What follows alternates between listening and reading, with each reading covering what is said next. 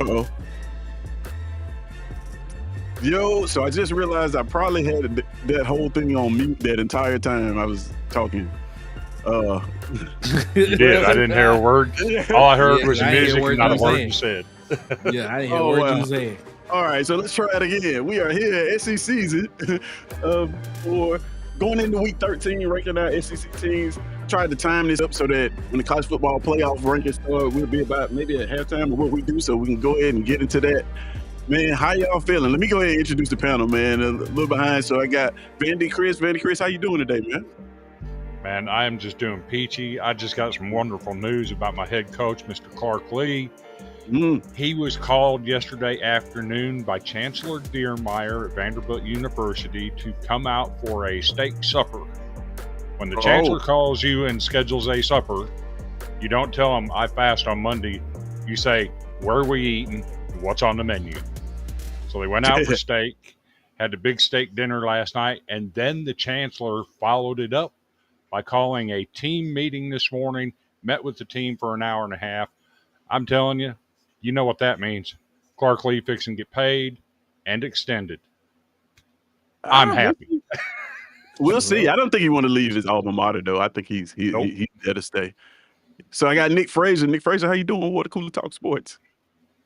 I'm doing great, man. Doing great. I appreciate you so much for asking. Thank you. Oh, man. And then I got my guy DC Wolf from Auburn Addicts, man. How you doing today? What's up, man? I am doing great. I am very happy to be here, man. I'm very happy to do picks, man. I'm happy, man, to get the question of the day, man. I'm just happy to be here, man. I'm ready. Yes, I'm ready. Yes. Yeah, man. I think your camera might be stuck. Oh, yeah. You're frozen. You're frozen. Oh man. Yeah. So I do have to ask though, why is everybody so upbeat and Nick is over here so subdued? Hi, y'all. I'm happy to be here. That's all you gotta be, Just happy to be here. Just happy to be in the land of the living. That's it. That's what they say. Saving all your passion for that number 10 pick, right? Yeah, I hope so. We'll see what happens. Oh man. So currently it's showing right now, it's showing that we got 101 people watching on X. That's what's up. Boom. That's pretty awesome. You guys, if you're watching on X, come on over to YouTube, become part of the Keyboard Collective. That's what's up. Because this is a very, very interactive platform, and all of that really works well on YouTube. So welcome you guys over. And if you're not familiar with the Keyboard Collective, it is what we call our chat around here. And they are always taking memberships. So I'll go ahead and play their commercial.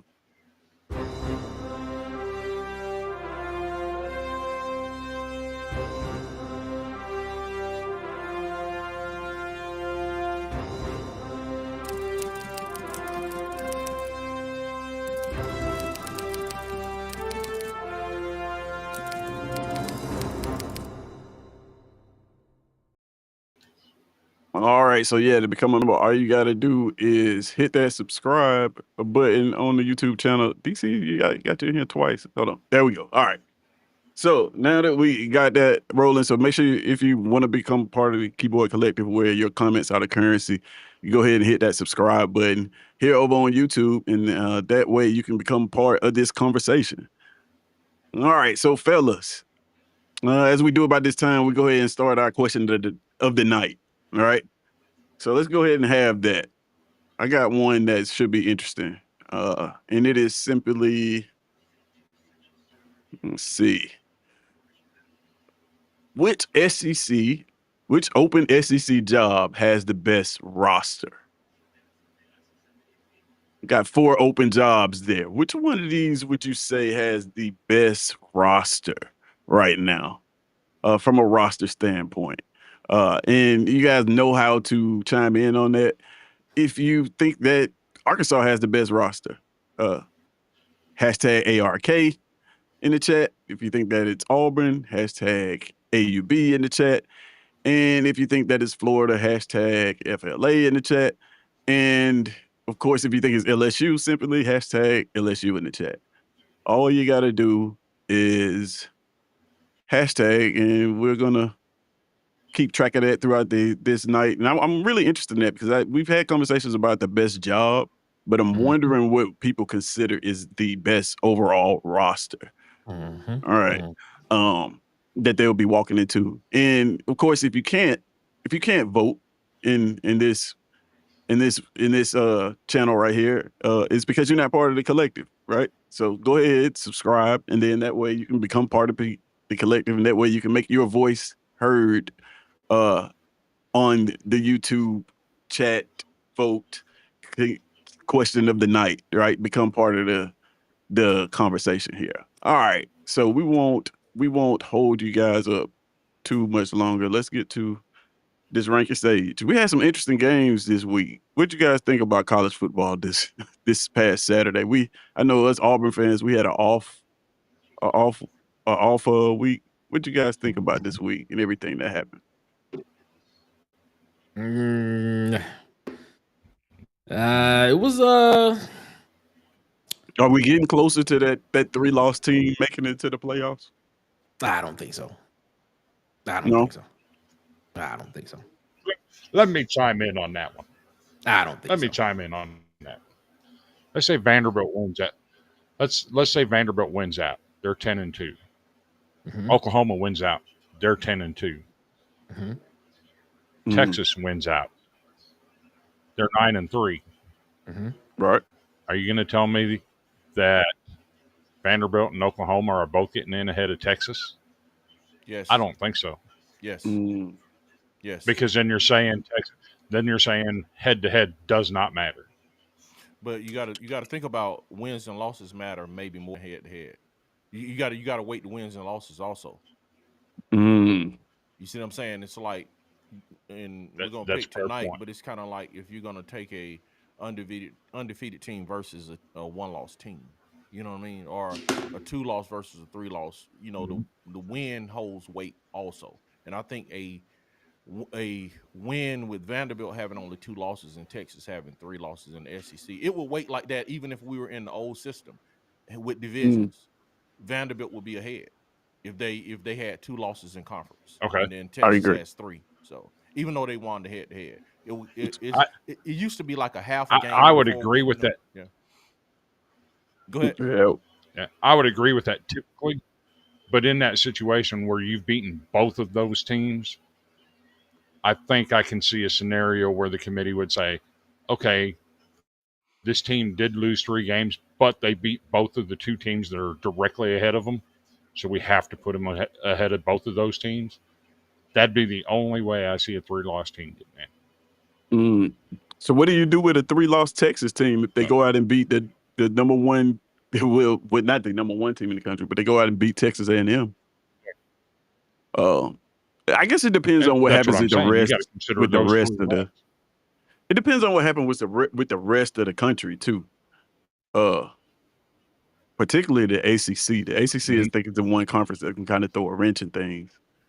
For real. But so what we're gonna do? I'm trying to look at these rankings to see how I want to play this, but we'll go ahead and get into ours, man, and get at least through the top 5 real quick.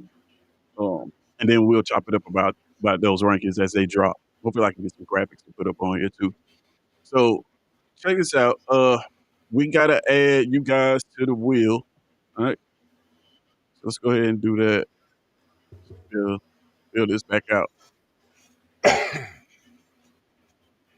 All right.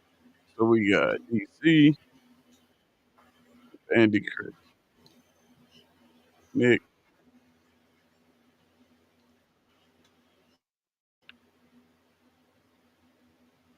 All right.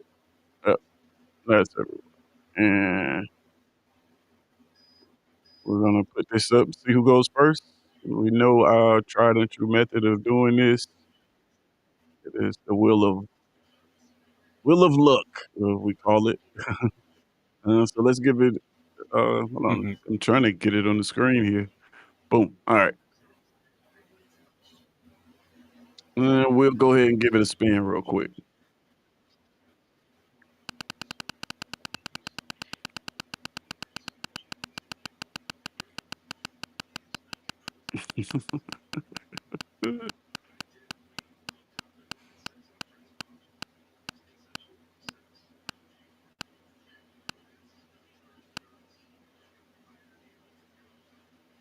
All right. Oh, First pick this week is gonna be Vandy Chris.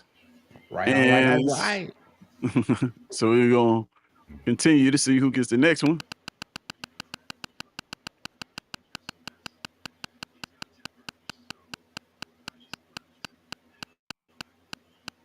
Yeah.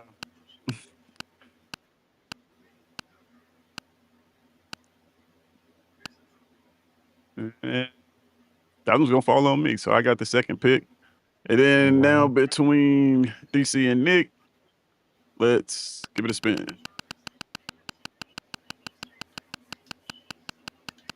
Did I remove myself from this? Probably not. Yes, it's see my name.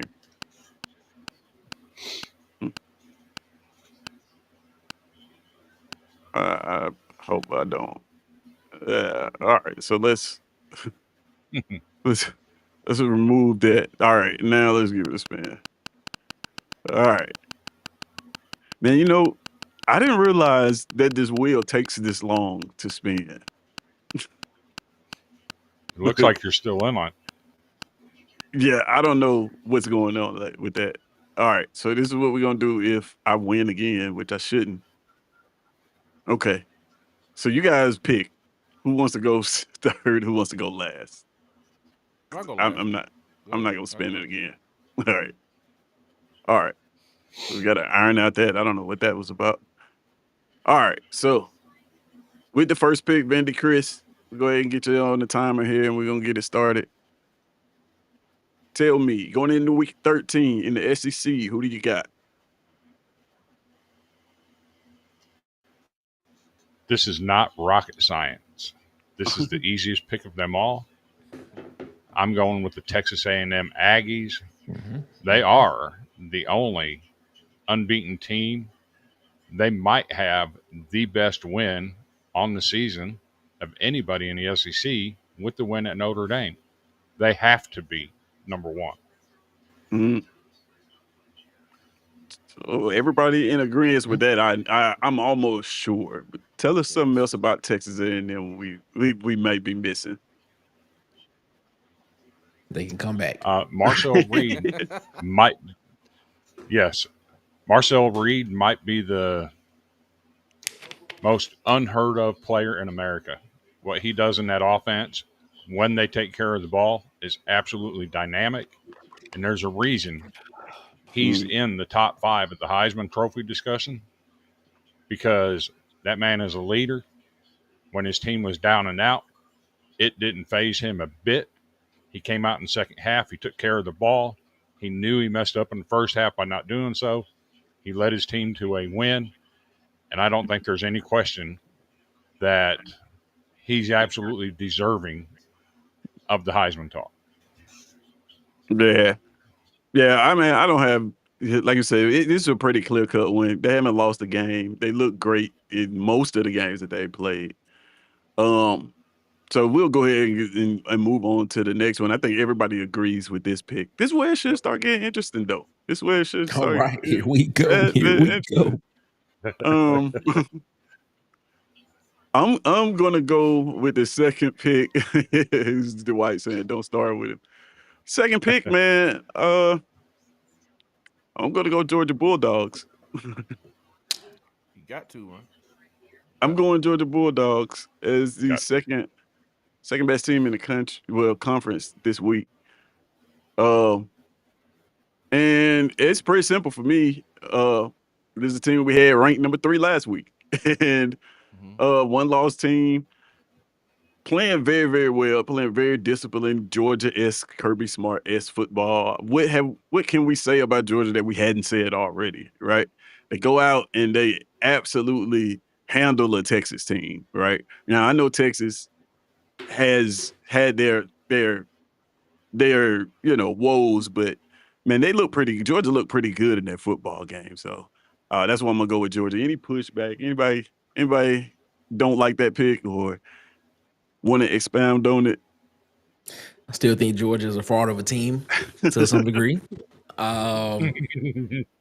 Maybe that will show up last game of the season, but as we stay on this show, head-to-heads matter. So I think that is an appropriate pick for them at number 2. Yeah, because of Absolutely, the man. head-to-head, I think you got to Yeah. go there. Yeah. Yep. All right. So we'll go ahead and move on to the next one. But first, hold on. Let's check in with the question of the day. Real quick. Let's see kind of what those results are. For the question of the day, it's a simple one, and it is: which open SEC job has the best roster? Right. So out of all the open jobs in the SEC right now, which ones do you think has the best roster? Not the best job, so to speak, or best situation, but just in sheer terms of talent, which one is the most talented? You can make your voice be known. That's really easy. Hashtag ARK for Arkansas in the chat. Hashtag AUB for Auburn in the chat. Hashtag FLA for Florida in the chat. Hashtag LSU, of course, for LSU in the chat. And then your vote will be registered here in real time. If you are seemingly watching on X and you want to be part of this, kind of need to come over to the YouTube channel. That way you can become part of the Keyboard Collective and you'll be able to vote because your votes matter here on SECZN. Right. So let's go ahead and get back to that ranking stage and we'll keep tabs on that. I'm interested to see what people think is the best roster in out of all these jobs that are available. All right. So now with the third pick, I got my guy Nick Frazier. Tell me who you got. Yeah, man, we're going with the Ole Miss Rebels at number 3, man. Could make a case for them at number 2, but the reason why I can't make a case, head-to-head matters on this show. But I will say that it's a really good team. Defense makes stops when they need to make stops. Offense is clicking on all cylinders. I guess Florida is just Lane Kiffin's kryptonite when he plays them, when he plays their team, because last season had that kind of same problem last year with Florida, even though they lost to them at the end of the season last year. But yeah, man, Ole Miss seems to be a team that is clicking on all cylinders, heading into what could be a really big game for them. And to be honest with you, even if they lose this game against Mississippi State, I think they're still in the playoffs. They're still in the playoffs if they lose that game, because they are only a one-loss team right now. So even if they do lose that game, they're still in the playoffs. But if they do lose it, I think they out of SEC contention unless other things happen during that week as well. These last 2 weeks. But nah, man, Ole Miss, I think, is solidified at that number 3 spot. Yeah, I can't disagree with that one bit. I think Ole Miss is the most dangerous team going into these playoffs, period. Like I just don't think you want to draw them in the playoffs right now. It's especially if Lane Kiffin decides to stay. Like if he announces that he's going to stay before this playoff starts, like you're not going to want to play this team. You're not going to want to play this team in the playoff. All right, so let's get back to that ranking stage, and we'll go ahead and move on into the next one.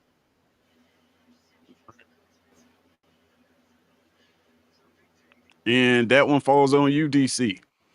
All right, My God. Alabama fans, please hold your tomatoes. Hold your tomatoes. Hold your tomatoes, man. Hold all the trash and everything you're going to throw at the screen when I say this, man. Got to go with Oklahoma, man. Got to go with the head. Of course. Go head. Got to put the Sooners ahead of you guys, man. 2 years straight. I know last year doesn't matter. I just said that because, a little Auburn bias slipped in real quick. But, hey, man, Oklahoma beat y'all at home. Yeah. Yeah, head-to-head matters, man. I don't have any problem with that. 2-loss team. How good is that defense, man? Awesome, man. Awesome. Really good. Awesome. Really good. It's a really good really defense. Earlier a believer, but man, really good defense. They made me a believer. Cause I'm not so sold on them offensively at all. You know how I feel about them on offense, but defense, they approved me. They got a good defense. Yeah. So remember what I said last week. That was my upset special of the week. Oklahoma winning at Alabama because Alabama had not played a defense as good as what Oklahoma is. And that might be a preview to another game upcoming later on that I might talk about. Okay. All right. Okay. All right. So that flips it back around to this 5th pick. All right. Let's go ahead and get back to the stage. Yeah, it's moving slow. All right, there we go. All right, so with the 5th pick, that flips it back around to Vandy Chris. And Vandy Chris, who you got? With the 5th best team going into week 13 in the SEC. Tell me who you got, my guy. As much as I want to break all of the rules of SEC season and go with the homer pick, I have to follow the rest of the rules, right? Head to head matters. Right. Man, I feel you on that. Alabama goes at number 5. Because I was All right. definitely going. I feel you on that one right there. I feel you on that one. Because I was Yeah, like, could slide Yeah. somebody else in that 5 spot. I could. You know, I definitely could. You can make the argument, right? So tell us about it. Tell us about it. Let's know. Let's look at Alabama and see what they have here. All right, you got the Florida State loss, So, and then they're undefeated. Oh, go ahead. Yep. Just tell us about it. So as good as what Ty Simpson plays as a quarterback, and he's outstanding, right? Mm-hmm. I think this team is starting to slide back a little bit. Yep. Remember last week we had them a lot higher. Right. I think the problem with them going forward is that their offense is so one-dimensional. You're not going to beat a defensive team like Oklahoma with a one-dimensional offense. Okay. And I'm going to say it. I know y'all Auburn fans. I might be putting a monkey on your back. But guess what? You're not going to beat a DJ Durkin defense with a one-dimensional offense. I think this is just the beginning of Alabama dropping because they have definitely shown some chinks in the armor the last 3 games. Mm-hmm.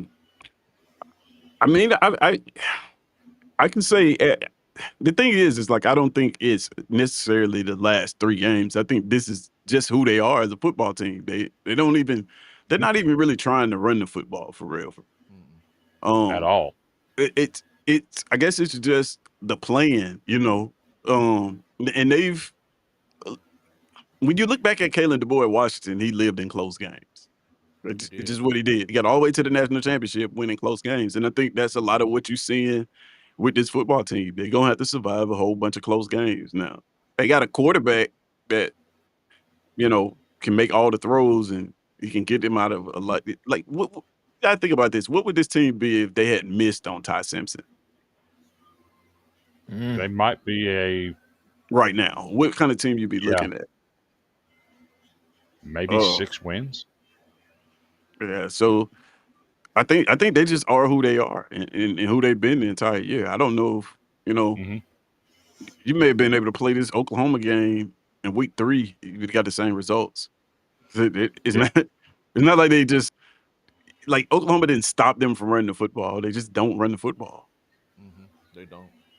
Yeah, it's philosophy, man. It's not a thing if they don't have the personnel and can't run it, because it's like sometimes you see them run it and you like, why don't you keep running the ball? But looking at Alabama, it's and I told Tyke this when they got Kalen DeBoer. I was like, dude, give it some time. You guys will have a Pac-12 offense, just a Pac-12 team. Just give it a little time, and it's happening, man. It's seeing it in real time. Alabama normally is. It's going like we're seeing it in real time that he's turning into a Pac-12 team, man. Yeah. All right. So we are now at the halfway mark. Let's see. Let's check in with the chat right now. See what kind of comments we got. Let's see. So we had everybody checking in. Mike McKinney saying he could hear Jeezy on that beat. Everybody like the intro, man. Music. Got Huggy checking in. What's happening? Everybody's hashtagging Auburn for the best roster. These are a lot of Auburn fans. But here's Mike McKinney saying it's not even close. What do you guys think about that question? I didn't get y'all's opinion on that. What do you think is the best roster right now in the conference? Well, not in the conference, but of the available jobs. I think Auburn's the best roster, but I think you can make a case for Florida being up there as well. I think you can make a case for Florida, what Florida has at the wide receiver position. I think you can make a case for what Florida has on the defensive side of the ball. I actually, to be completely honest with you, I think Auburn and Florida are almost similar teams, except one has a better quarterback, has a better situation at quarterback. I think both of them have really good defenses that can dominate games. I think both of them have really athletic wide receiver skill position guys. I think they both have questions. I think they both have talent on the offensive line, but it just hasn't the question and it hasn't gelled yet for real, how it should be. But I say this, man. I look at both teams and I say, man, I think they're similar, but I give Auburn the edge probably by that much. Yeah. I love the depth on Auburn in terms of defense. And how much tread is left on like some of the players. Like we got some seniors, but like a lot of these guys are gonna be very, very young on our roster. Which I now in our quarterback room, interestingly enough, while talented, I don't know what that's gonna look like going into next year. So we got Dwight saying don't start without him, man. We did not.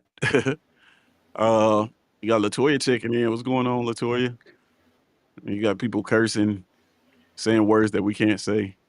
Then we got Dwight saying, let's see here. He put his list up.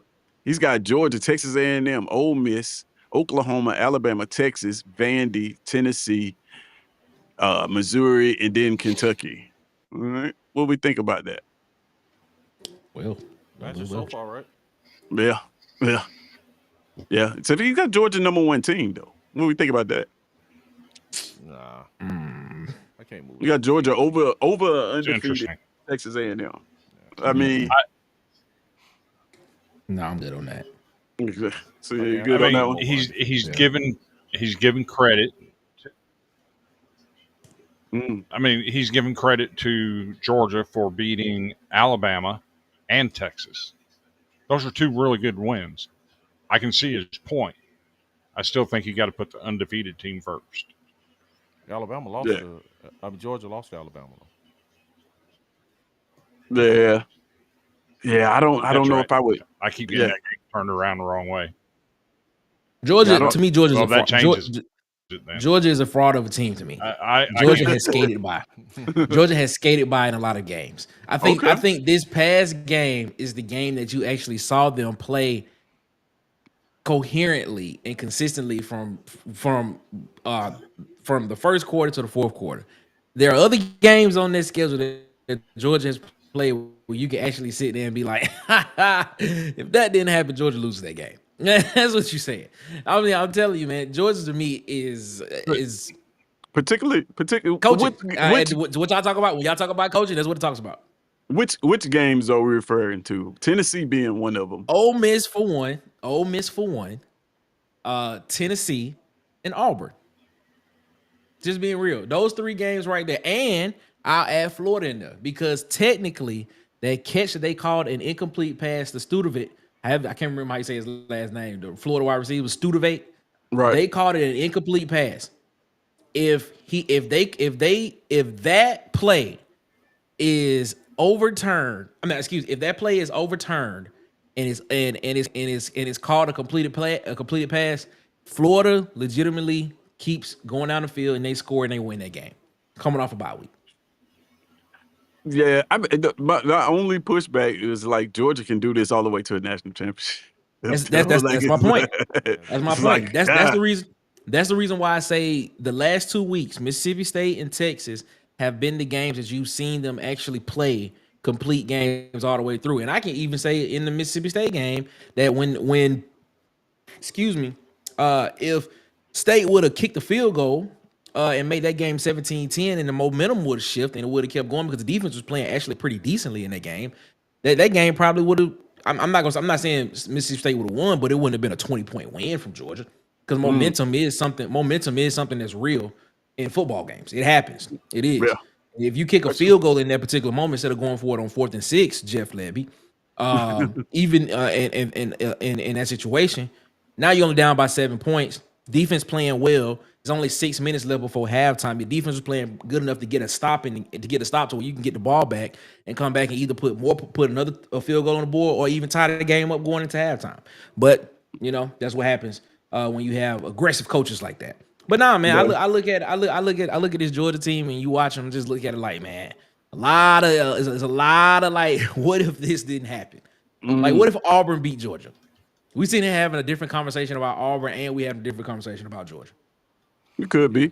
I think Georgia's reached that point though in the year where they become galvanized, man.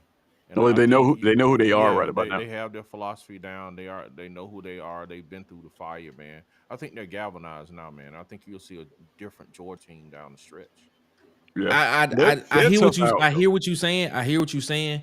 But when I look at this Georgia Tech game, I don't think Brent Key is gonna allow Georgia to capitalize on coaching mistakes this season coming up, or just mistakes that just happen in the game. Because if you look at these games that Georgia has played, there coaching mistakes have cost a lot of those teams games, and it was just the fact that Georgia just took advantage of it and just took over the game and put it in a position where they basically just set it up for themselves to win, the game, because coaching took over.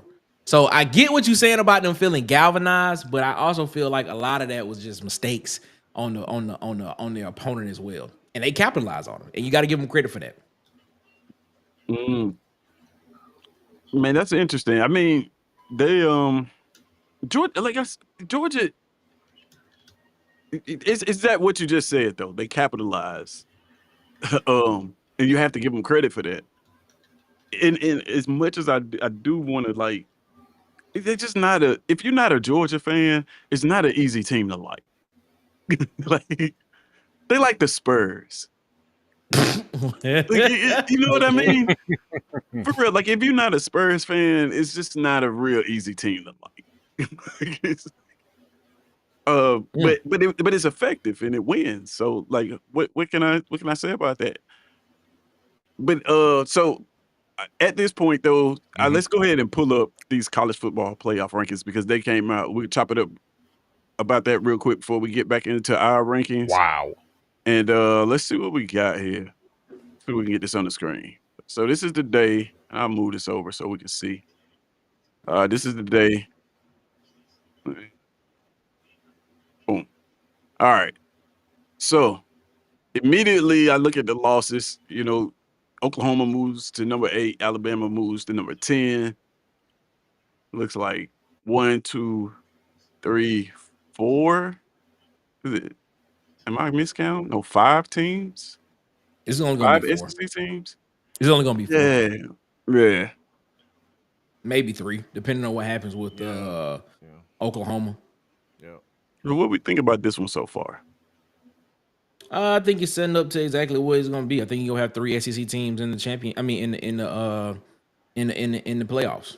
I'm just being real. And I know there are a lot of people saying, "Well, why is Notre Dame ahead of Alabama?" Well, guess what? Alabama has what is looking like a bad loss right now on their record against Florida State, and you just lost to Oklahoma.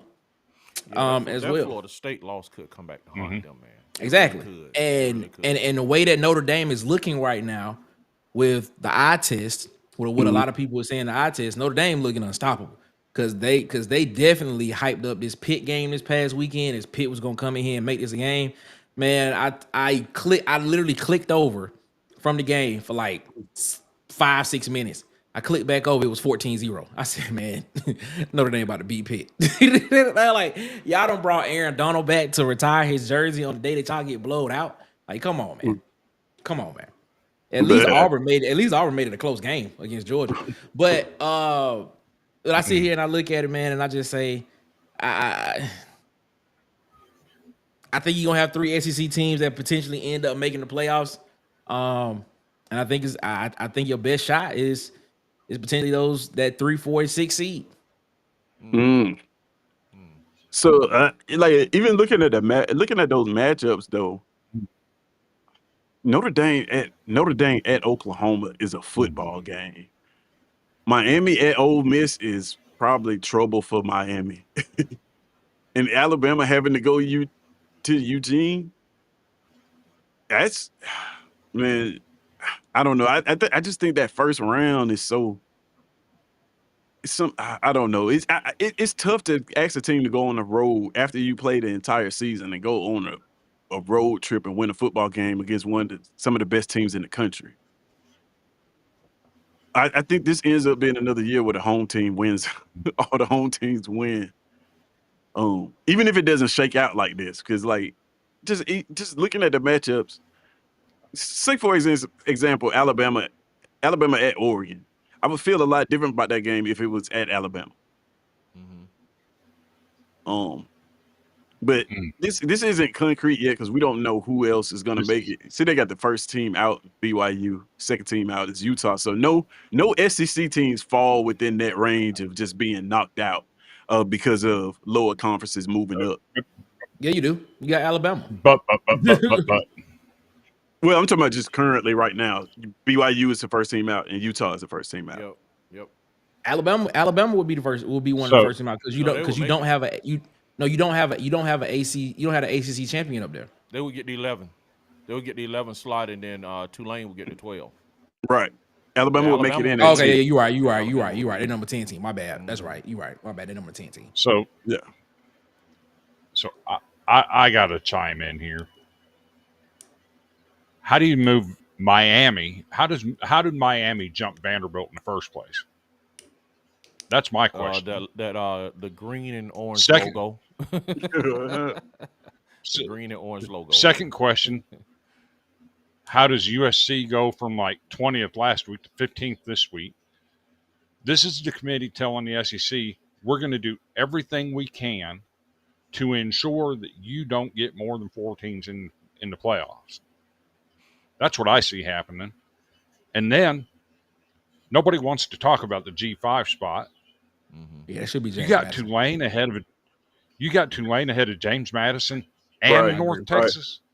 That's dirty work. Right. Yeah, absolutely. I agree with that. Well, no, I understand them being ahead of North Texas because North Texas lost to USF and USF beat Tulane. And I mean USF walked North Texas by 30-some points. James Madison, I don't understand that one at all. Yeah, I was about to say James Madison's the one I don't get. Okay, hear me out on North Texas. Yes, USF beat them early in the season before Drew Mastermaker became Drew Mastermaker. Since then, North Texas made Navy pee down their legs, who just beat the crap out of USF in their own house. I mean, North Texas is getting really disrespected here. Okay. All right. You're making a point. Yeah. So that's interesting, chat, man. Let us know what y'all think about these rankings. Go for it. But this to me is this is the committee telling me they're going to do everything they can to keep the SEC from having more than 4 teams in playoffs. I mean, the thing about it though is, how many of the SEC teams that up here that's left actually play each other right now? You got Texas A&M and Texas. Right. You have Missouri. Vanderbilt and Tennessee. Yeah, Vanderbilt and Tennessee still play each other. Missouri, Oklahoma. Oklahoma play this weekend. Yeah. Right. I think Georgia's the only one that doesn't have anybody else that they play on their schedule. Yeah. So my point is, other 5 teams that are currently in the playoff, none of them play each other. So like if they all control their own destiny. So if all 5 of these teams win out, all 5 of them will make the playoff. Yeah, but Oklahoma, I don't think that's gonna happen though. But somebody has to play in the SEC championship though. Do you think they penalize you for losing the SEC championship? Well, I think if you get an Alabama and a Georgia in the SEC championship and Georgia wins with Alabama with 3 losses, I think they would be out. Well, it'll be Texas A&M and Georgia in the SEC championship. No, I was just saying. If they all win out. Yeah, if that were the case. Now here's the thing. Georgia could technically still be out of this thing. They could technically still get out of the playoffs because here's the thing. Let's just say Georgia does make the SEC championship, right? So they made the SEC championship game. and they play Texas A&M, and Texas A&M beat Georgia in the SEC championship. That's a 3-loss SEC team. You still putting them in the playoffs? No, yeah, I think if like Georgia loses to a Georgia Tech and then loses in the SEC championship, I think they would be out. That's 4 losses. But let's just say let's say Georgia does beat Georgia Tech and then loses to Texas A&M. And no, let's say Georgia beats Georgia Tech. That would be 3 losses. Yeah, that's what I'm saying. That's what I'm saying. If they beat Georgia Tech and then lose to Texas A&M in the playoff in the SEC championship game, There's still only 2 losses. I think they would be in. No, that's 3 losses. That'd be 3 losses for Georgia. 2. Georgia has 2 losses right Georgia's only lost 1. Georgia's only lost 1 game, right? You sure? Yeah, Georgia's lost 1 game. The only Oh, game my they bad. lost is Alabama got 2. Alabama got 2. My bad. You right. Yeah. Right. You're right. They're still being. So my take is you can take it for what it's worth. I'm a Vanderbilt fan, right? Auburn's beating Alabama. That's their 3rd loss. They're out. The other 4 are safe. I hope that's the case. Unless Oklahoma loses to Missouri, they're safe. Yeah, I think Georgia Tech could beat Georgia. I'm just gonna be real with you.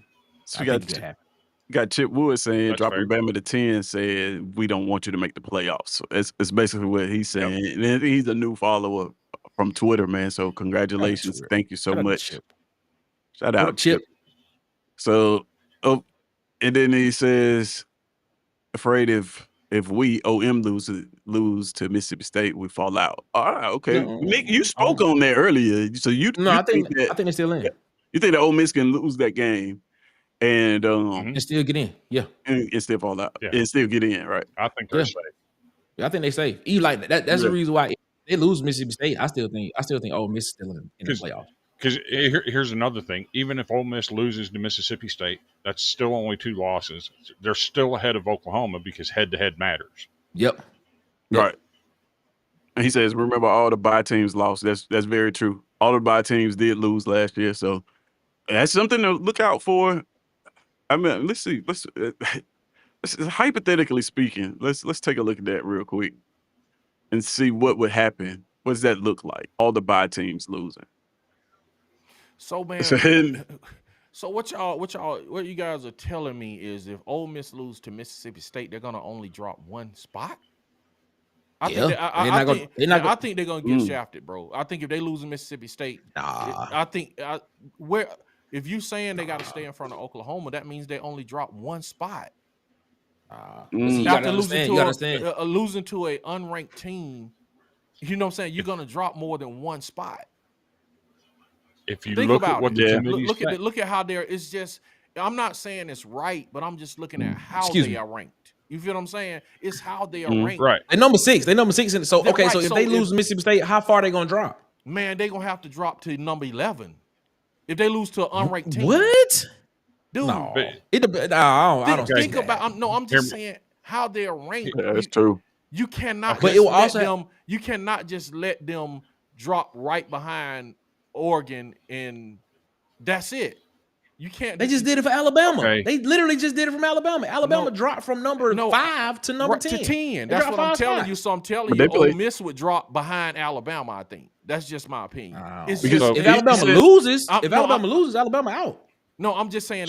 I'm saying all things being equal, Oregon win, Oklahoma win, Notre Dame, Alabama win. I'm just saying if those 4 teams behind them win, and Oklahoma and Ole Miss loses to an unranked Mississippi State team, you can't not drop them. You can't drop them 1 spot.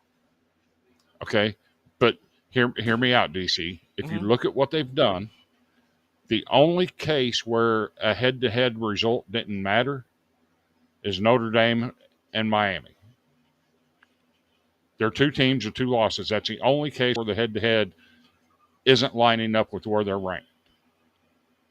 So, if they're saying head-to-head matters, which in every other case it has, Ole Miss has to stay in front of Oklahoma. Agree. So you're going to just drop them 1 spot after losing to an unranked team? It will be chaos. So, and I'm not saying. I think you guys are right as far as the principle of what you're saying, but I think that's why they have a committee. Because we can do this. We can do this with machines and AI, and they could do it better. I think they have a committee so they can just sway it how they want to, and then we're just mad at the end of the season. But I think you guys are right. I think you guys are right, man. But I just can't see them only dropping Ole Miss one slot. Here's the problem though, DC, is that Ole Miss, you would be getting into 3-loss teams at that point. Exactly. Yeah. So it's not what I mean is like it's not like they would be dropping them spots. You're dropping them ahead of other teams. So they would be probably the best 3-loss team in the country with just that loss. They will only have 2 losses. Ole Miss will only have 2 losses at the time. Right. Right. So you're right. That's kind of the point that I was making. But I kind of I had the losses wrrong, but what I mean is you saying they would be the best 2-loss team in the country is what you're saying. Yeah, and then you would start getting into 3-loss teams. So like the Vandy's, like do you put them up under USC, Georgia Tech, Texas? You see what I'm saying? Like I'm saying you wouldn't drop on one spot, but like by that time, I'm saying they would fall behind Alabama is what I'm saying. But what if Alabama lose? But no, that's what I said. You're dropping them too far, DC. I said all things. Yeah, they may just switch spots. Right, that's what I'm saying. I'm saying if all things are equal and the 4 teams behind them win, and then they lose to Mississippi State, and they only drop one spot, and I'm saying you guys are right. I'm saying you're right. I'm just saying the human element is not going to just drop on one slot. That's just. I think they could. I think they could drop the 10. That's what I'm saying. Yeah, that's what I'm saying. This is exactly what's going to happen. I see it a mile away. Okay. Let's say Ole Miss loses to Mississippi State. You know what's going to happen? What's that? Notre Dame's going from 9-6. Okay. Oklahoma's dropping 8-9. Oregon's dropping 7-8. Ole Miss Oregon probably stay right where they're at. It's going to go Notre Dame, Oregon, Ole Miss, Oklahoma. They'll drop 2 spots, and Notre Dame will jump everybody. Yeah, that'd be interesting, man. It's a lot of scenarios. Yeah, it's so much that has to go on. Because then you're still looking at a Notre Dame whose only 2 losses by are less than 5 points combined. Yes. Yeah. One of them is the number 3 team. 3 team in the country. So they would jump them to number 6. Yeah. Drop Oklahoma down 1, drop Ole Miss down 2. I can see that. Happen. And the reason why Miami is ranked so high just to make that Notre Dame loss look better. Yes. That makes sense. Because there's no way the committee thinks that Georgia or Miami is going to beat Georgia Tech in the ACC championship. Exactly. Yeah, they haven't even made it there yet. I just think they want Miami to be that ACC representative. Yes, but yeah, I don't think I think we all pretty much agree that Miami is Miami the best team in the ACC right now? You think? Georgia Tech. No, Georgia Tech is. Yeah, that's what I would go with too. Well, I preface that by so far in the season they have been. But the last 2 weeks, they've given up over 1,100 yards in total offense. I think they get snake bit by Pitt this week. I think Virginia or SMU might actually be the best team in the ACC. All I know is I need Georgia to beat Georgia. That's it. I just need Georgia to beat Georgia. That's all. Okay. Yeah, that would. They almost beat them last year though. They did. You're right. It went 8 overtimes. Yeah, correct. yeah. And that's that game. I think Eric Singleton had a great game. That's why when people would be like, "Oh man, he did all that last year in the ACC," and when he got to the SEC, it was different. I'm like, "Did you watch the Georgia game?" Because he did all that against the SEC team too. But we'll go ahead and get right back into our rankings so we can finish this thing up. It should get interesting with those losses and everything and a little bit of movement. We should get a pretty interesting list. Before we do that, let me go ahead and check in with the question of the day just to see where we stand. And this is a real simple one today. it is which open SEC job has the best roster, right? So that's which open SEC job has the best roster out of all the jobs that are free right now. It may not be many soon. You may wake up in the morning and one of those jobs may be taken. But of those teams, which one has the best roster, collection of talent? So hashtag ARC in the chat for Arkansas, hashtag AUB if your vote is for Auburn, and hashtag FLA in the chat if your vote is for Florida, and hashtag LSU in the chat if your vote is for LSU. And if you are trying to vote and you can't, it's because you're not subscribed, right? You're not a member of the Keyboard Collective. That is a real simple fix. All you got to do is come on over to YouTube, hit the subscribe button, and then you can let your voice be heard by the powers that be in the Keyboard Collective.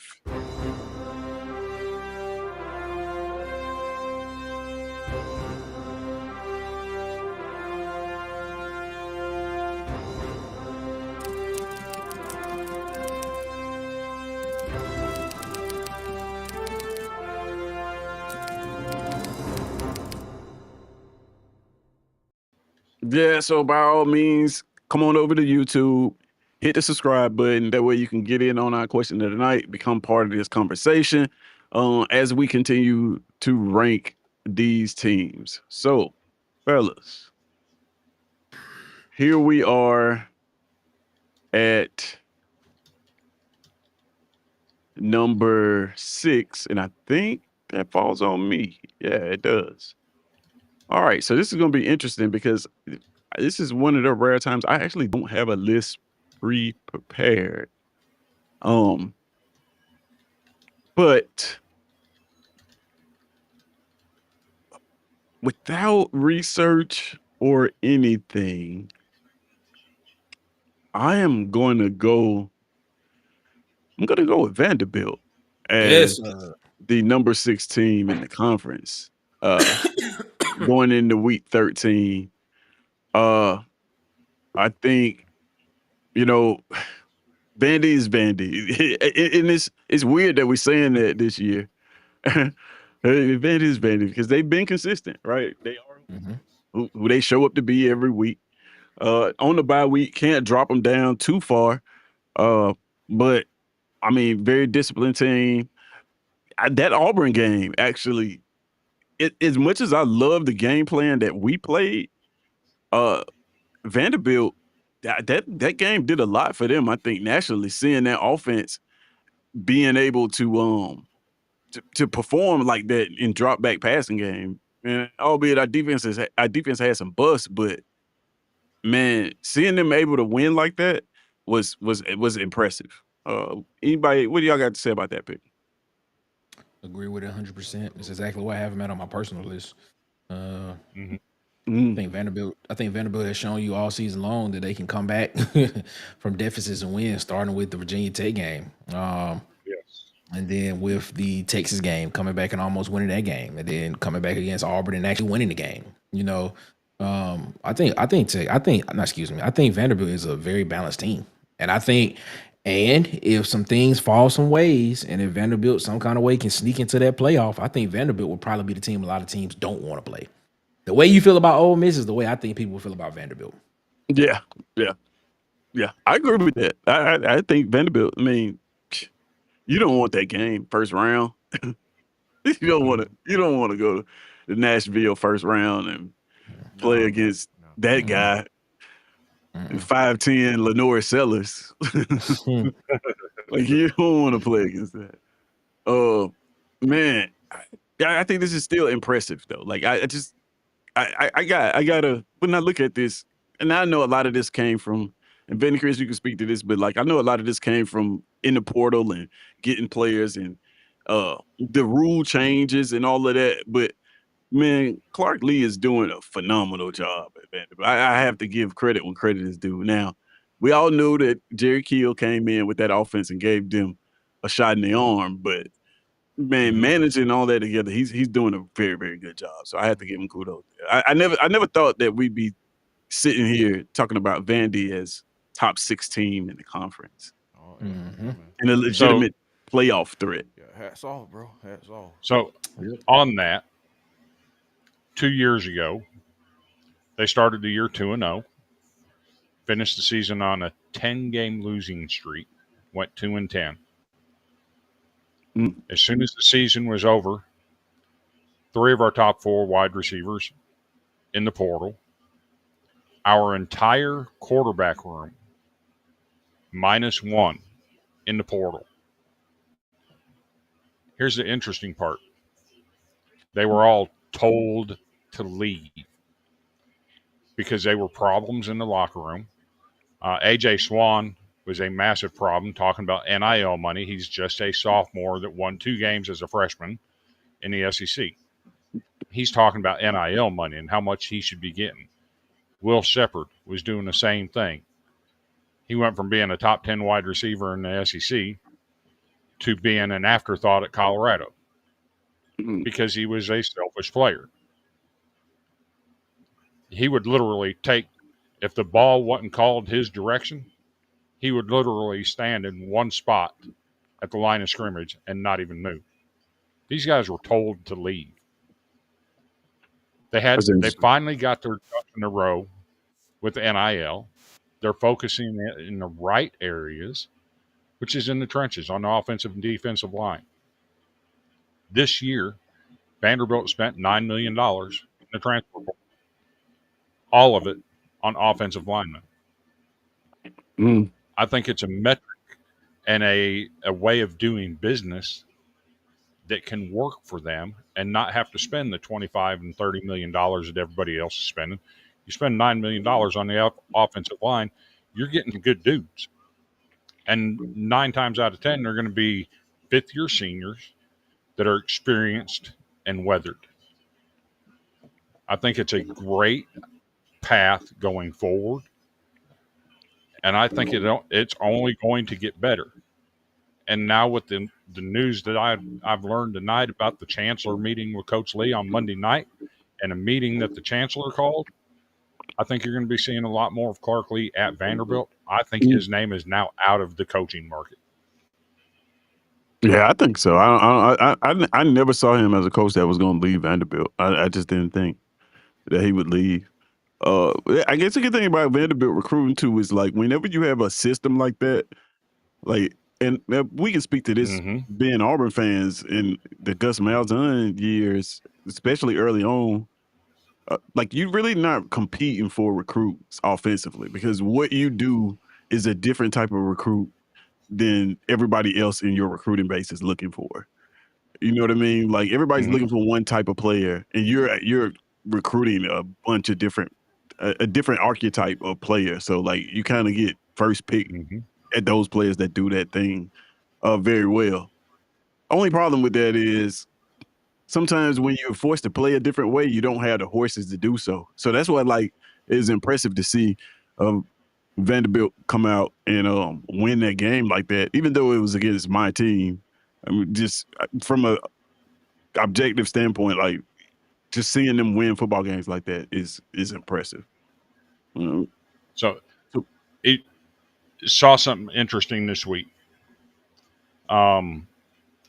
3 of the top 5 tight ends in the 27 recruiting class have Vanderbilt in their top 5 tight ends. Oh, that's interesting. You now have Jared. You now have Jared Curtis, who has been a Georgia commit since he was a freshman. Yes, he did decommit last fall for a little bit, shopped himself around, recommitted to Georgia. You now got this guy as a 5-star, one of the top 3 quarterbacks in the entire class. All of a sudden considering, hey, I might want to go to Vanderbilt because we found some donors that are flashing some money to him. When you're making those kind of waves, you've made a name for yourself. Yeah, I mean, like I said, it's not the same program that it has been traditionally. It's different. so for sure, man, kudos to Vandy. So right now we got to move on to the next pick, and that would be Nick. So DC had to leave, guys. So please go check him out at Auburn Addicts TV Mhm. on YouTube and the Twitter space. Go over there and check out his content. Give him a like, give him a subscribe. He had to check out. Appreciate you, DC, for coming through. So Nick, we're gonna pick up. Well, it would have been your pick anyway. So Nick, you got some help from the chat there, who they want you to pick. So, and you're on the clock, man. So tell me, number 7 pick, best SEC team. Who do you got? I know a lot of people want me to pick Tennessee right there, but I'm not going to do it. I'm going to pick the Missouri Tigers at number 7. That's where I'm going at that. Personal list, I have Missouri right over Tennessee on my personal list. Is where I have them at for the simple part. When you look at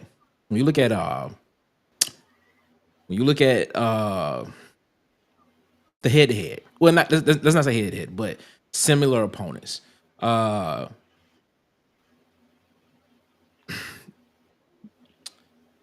Missouri played Mississippi State and beat them pretty handily this past weekend.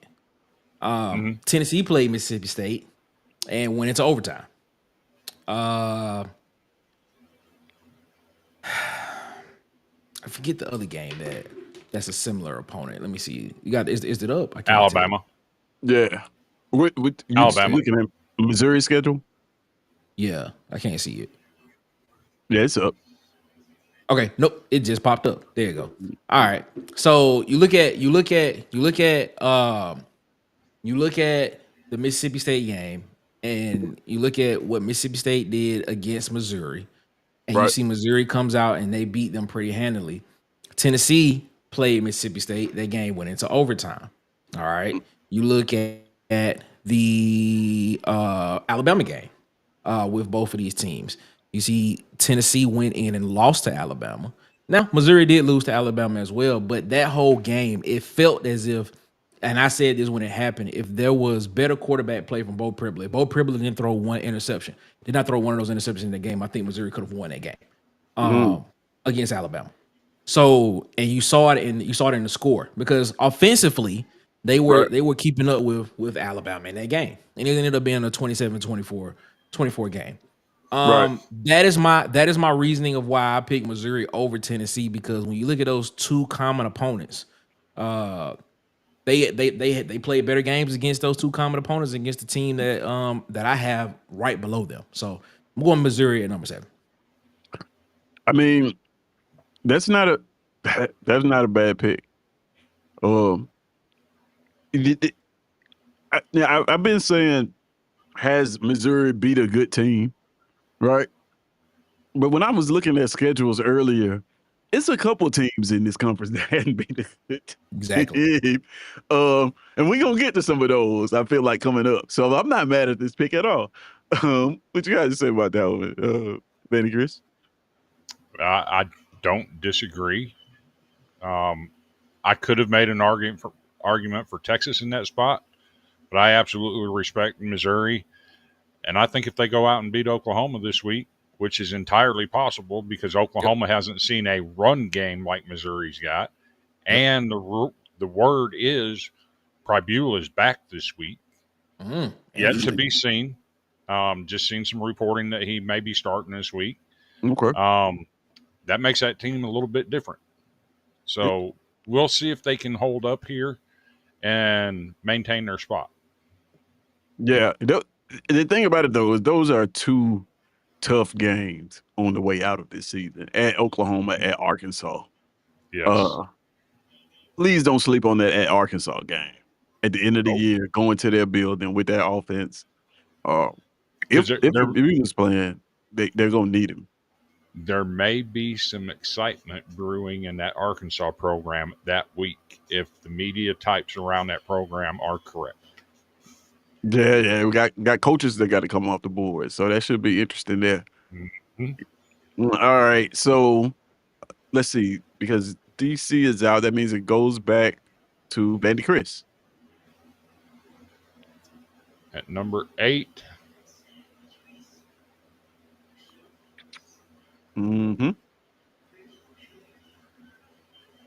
I'm I'm going to go with the Texas Longhorns. Whoa. Texas Longhorns. Wow. Okay. Okay. That is an interesting pick. That is interesting. That is interesting. That is a really interesting pick. Tell us about that one. It is an interesting pick. Yes, they have 3 losses. Right. But they also have wins over a 2-loss Vanderbilt and a 2-loss Oklahoma. And given what we've seen with Tennessee this year, all of a sudden Joey Aguilar is a turnover machine. Their defense, Tennessee's defense, hasn't stopped anybody all year. And they just lost one of their starters to the transfer portal. Boo Carter is gone. Right. I have to think Texas is just a better team than Tennessee right now. Okay, let me give you. Okay, so let's look at common opponents, right? Let's look at common opponents between Tennessee and Texas. The biggest one that stands out to me is Kentucky. I'll tell y'all what. While we're doing that, real quick, hold on before you move on to the I have the next pick, right? Yeah. All right. So yeah, with the next pick, I'm just gonna go ahead and put Tennessee up here, right? Okay. And that way now we can compare these to what we're talking about, like opponents, because that's who I was gonna pick at number 9. That's actually probably who I would have picked at number 8, but we're gonna talk about it. So let's go ahead and put them up there, and then we'll chop it up about those. So you can go ahead, Nick. I didn't mean to cut you off, but I just wanted to go ahead and put them on the board. No. I was just saying, let's look at common opponents. So when you look at, okay, the biggest one that pops out to me between those two is Kentucky, right? So they both play Kentucky at Kentucky. Okay. Right. Kentucky took Texas to overtime. Texas had to win that game in overtime. Tennessee put up 56 points against Kentucky in that game. Yeah. And I'm trying to think of the other one as well that is comparable to them that they played. I'm looking at the schedule. They both played Mississippi State. Mississippi State, yeah, that's it. They both won. And they both played Oklahoma. They both played Oklahoma. Texas beat them. Tennessee lost. Tennessee played them at home. Yeah, but see, Texas had to come back to beat Mississippi State. Tennessee had to beat Mississippi State in overtime, which was which we would consider to be more of a competitive game. So I think the outlier in that, game, I think the outlier between those three would probably be Kentucky, who we all consider to be. Well, we made the case for them last week as a number 10 team in the rankings. So since their bye week, but I mean, man, that's drastically different from what happened at the same time. Two night games, and one team goes in and puts up 56, and the other one can barely put up 20. Okay, so the difference for me is Tennessee has not beaten a P4 team with a winning record, where Texas has beaten Vanderbilt, who's a 2-loss team, Oklahoma, who's a 2-loss team, and the rest of it's they beat Mississippi State just like Tennessee did. Tennessee had to come from 14 down in that game. Mississippi State, same thing. Texas had to come back from 14 down in that game. I think the Kentucky game is an aberration. Okay, so let me ask you this. A healthy John Mateer in that Oklahoma game, does that game look different? Because let's be real, that was John Mateer. John Mateer broke his thumb, his hand, a week against.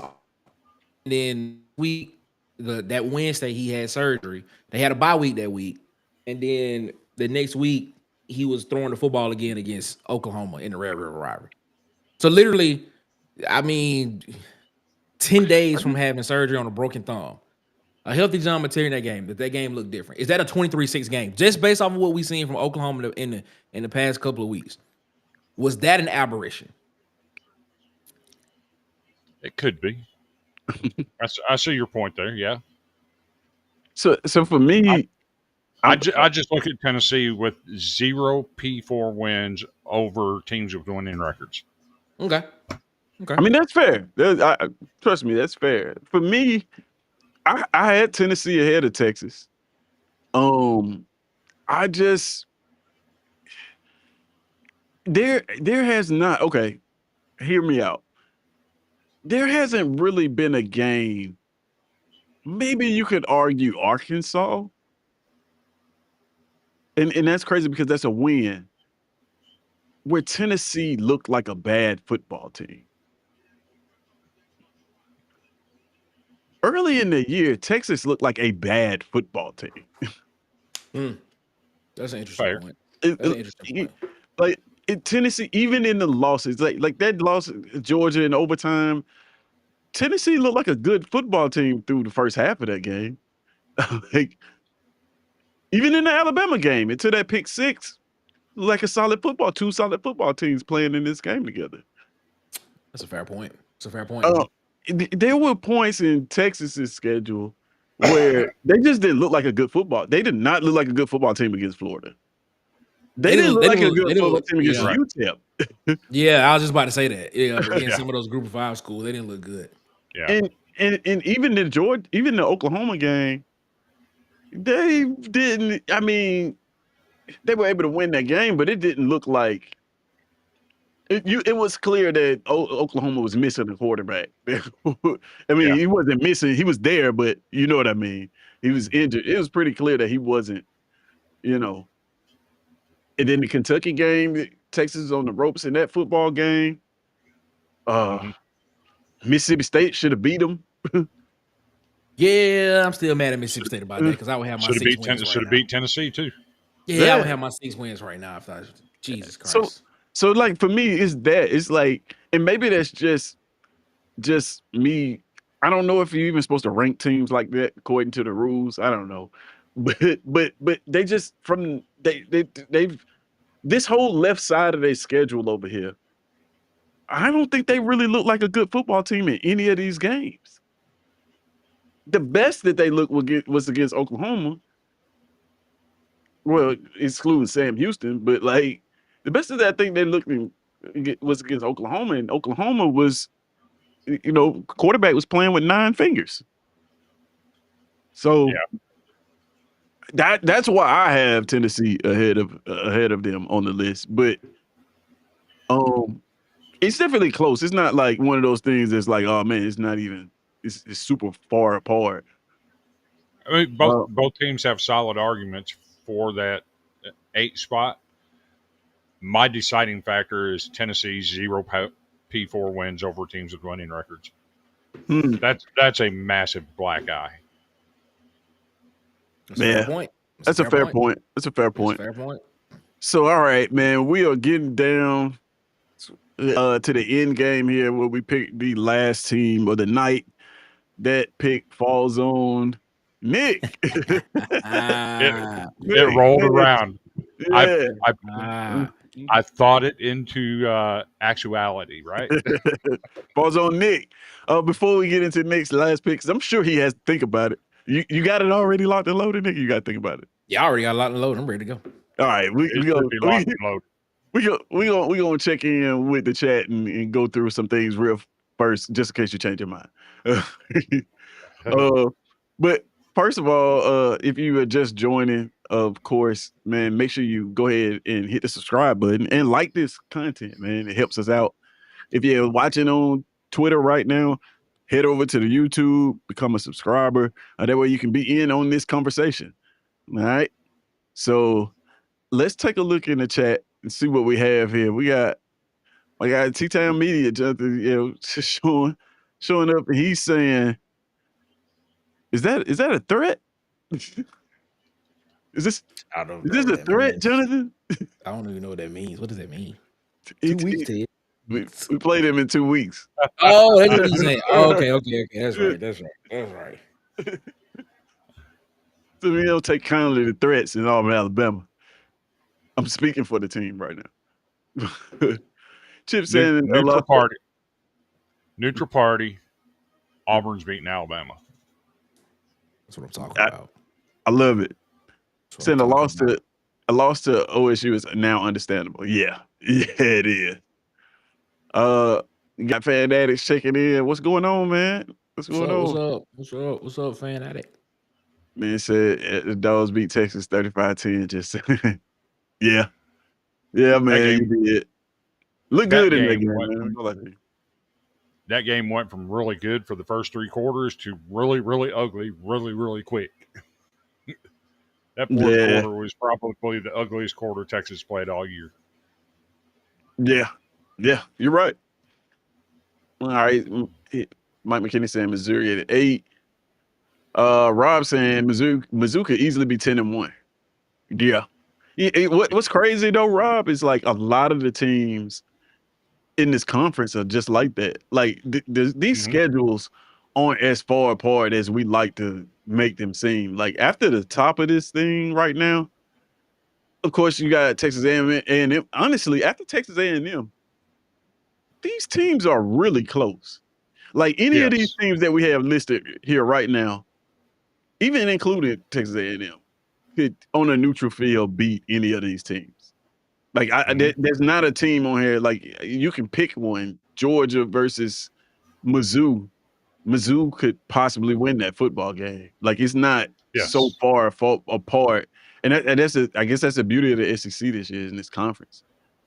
Is that it's so much parity. We spoke on that. We could 100% roll into Neyland and get ran out of that place. Yeah. It's not as far apart as some may think it is. So do y'all think Hardy runs for 300 yards again against Arkansas? Yep, easily. No. Yep. Arkansas defense is not good. Yep, I think That's he runs fair. all over him. I think he runs over him for 300. I ain't saying 300, but I think he. I don't know. I don't know if that was supposed to be like sarcastic saying 300, but definitely he can definitely go for 130, 140. He can probably hit 150 in that game. Wait a minute. Did he play? Did Hardy play Arkansas last year? Did he run for 300 over him last year or something? Against ULL when he was at ULL? Yeah, I guess not. I don't know. I was wondering where the 300 came from. I don't know. Chime in and tell us. Was that just sarcasm or is that a real number?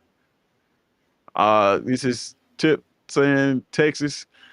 And then we got Tennessee in there. And then let's see what else we got. I meant to answer this. Tip's new here, so he asked the question, why is UAB on the list? And I didn't get a chance to put the rules up this episode. So I think I'll just do that right now just because we mentioned them. So I didn't get a chance to put the rules up. If you've been here before, you know what the rules are to this game. And I'll put them up so we can explain to Chip here why UAB is on that list if nobody's already explained it to him. And it's real simple. Right here, we do a draft style rankings, ranking the entire SEC. Each of us gets to pick a team in draft style order. Once all 10 spots are filled, the remaining teams stay on the sideline for that week. And answer your question, Chip, if a team loses to a group of 5 team, they lose that logo too. And that logo is replaced by that group of 5 team until that team wins another SEC game. So in the case of Arkansas, which was really interesting, Arkansas originally lost to Memphis.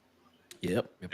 Memphis was undefeated, and then they went out and lost. Memphis went out and lost to UAB, and the entire keyboard collective demanded that I show UAB some love and represent them in the place of Arkansas until Arkansas can win another football game. Another SEC game. They have not thus far, and I don't know. What do you guys think about that? Let's take a look at that before we move on to the next pick real quick.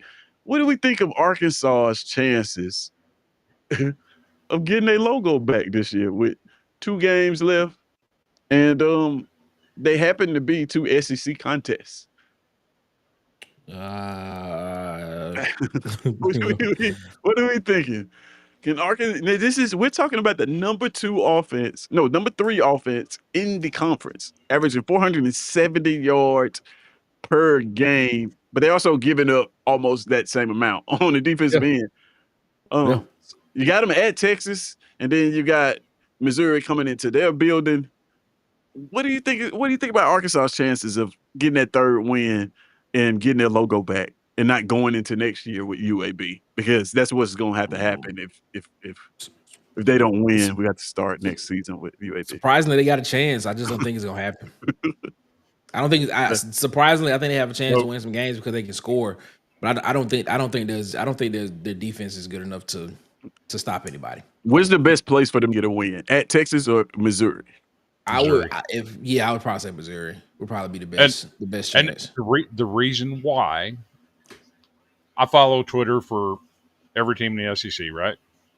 Right. The media types around that Arkansas program have been saying for 10 days, we've already got our guy. He's going to be announced the week of the Missouri game. Okay. Mm-hmm.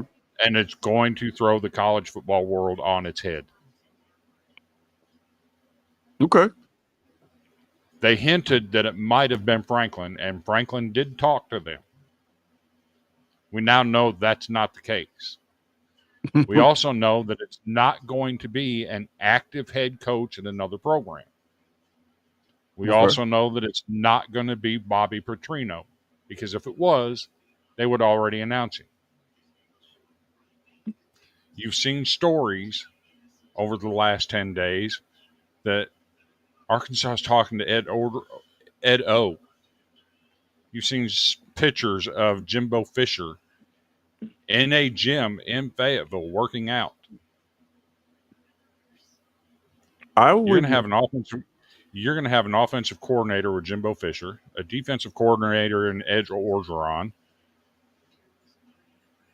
I think John Gruden is your man. And if that's the man and they're generating that kind of excitement that week, I think Missouri's in for trouble. If John Gruden hires Jimbo Fisher to be his offensive coordinator, John Gruden need to be fired after the loss. I'm just saying. I'm sorry. Yeah, I don't. I'm just saying. I'm sorry. If that's what they excited about, okay, Arkansas. I don't know. But he is a really good OC. No, he's not. He's just not a. I don't think just John not Gruden, a good head coach. I just don't think John Gruden would work in college football. That man, Jimbo Fisher, offense is outdated. I think he worked for like recruiting. Who, Jimbo? You know what? I mean, are you talking about John Gruden? You know what that feels like? John Gruden, Ed Orgeron, and Jimbo Fisher. That feels like when we went out and hired Will Muschamp. It is. You see how that worked out. Right. I will say though, Will Muschamp did allow us to. That was the first time that like I saw a different type of athlete start, especially on the defensive end, start to come to Auburn. Yeah, because of Will Muschamp wanting to play in that system. So like if John Gruden were to go to Arkansas, I think their recruiting would pick up for sure. Lot. But now what would they do with that talent? That's to be seen. This conference eats the best coaches alive. So it's not like I don't know. I have to see it first. All right, man. So we're gonna get into this last pick here. Nick, man, I know who you picked last week. A lot of stuff went down. This pick, I know where you're going with this pick. So do I. But I just want you to tell us about it. So go ahead and tell us. Do y'all know? I got my little 310 ready to pop some holes in it. Alrighty then. Don't be surprised. If it's not where I think I'm gonna go. But ladies and gentlemen, last pick of the night. I relish this. I salvage this. I enjoy it. Shout out to Frank Wilson and the LSU Tigers for getting a win. Shout out to Kentucky, man. Shout out to Kentucky. Had a bye week. We penalized it. Do we put Florida there? Florida looked good.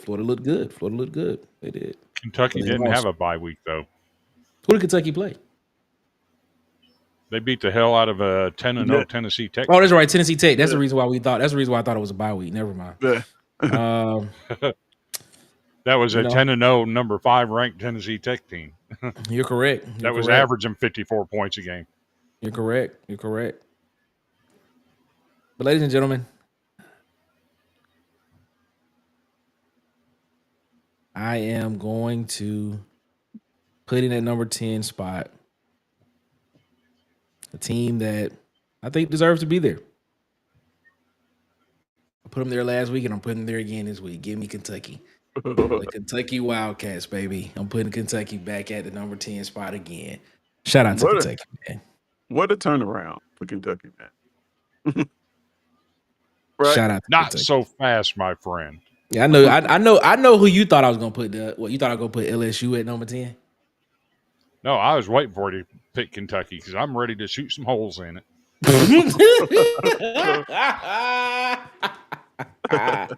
All right. I'm ready to hear this. I'm ready to hear it. Tell us about it, man. Tell us about it. Congratulations to the Kentucky Wildcats because they beat a team 10-3 on the road that no longer has a head coach. Okay. And then they turned around the following week and beat another team that doesn't have a head coach, that had 18 players on the injury list.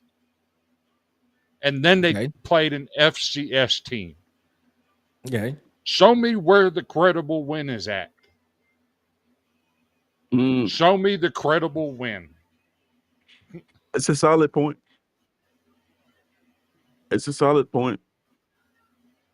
My pushback to that, because I actually didn't know that you were going to say that. But when I was looking at these teams, I kind of alluded to it earlier when I was talking about Missouri. Where's Missouri's credible win? For them to be 7. You know, I get the record, but we're talking about when you get into the who did you beat game, it's a lot of these teams that these schedules are kind of thin. We start to go through them. Fair argument. You know, I love this conversation because it just gives credits to the depth of the SEC argument. I love this conversation so much because y'all keep putting wood on my fire for the depth of the SEC argument, man. I love it. But continue, lady. Continue, gentlemen. Continue, gentlemen. I mean that would be my question though. It's like what win do they have? Missouri team, or let's look at a couple of these, man. Let's just bring them up real quick. So we got Kentucky already up. Let's see. Who did I say? Missouri. Mm-hmm. Yeah. So what win does Missouri have that you would say, man, this team deserves to be ranked ahead of Texas? Auburn. Okay. Auburn is a better team than what the record says they are. And we all know that. We all know the reason why. We all know the reason why that is.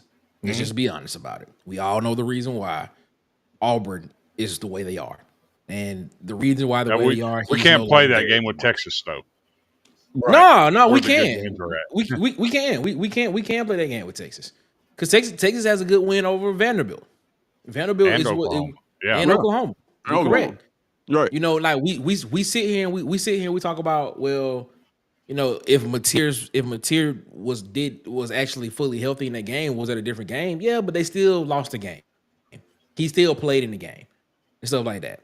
Mm-hmm. But when you talk about Missouri, I think I would give them Auburn as a credible win because I think everybody saw what Auburn could have been if one person was not in the way. That's all I'm gonna say.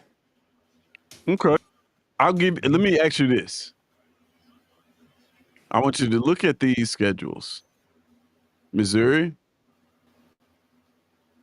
Right. Mm-hmm. Tennessee. Mm-hmm. All right, we got it. And now Kentucky.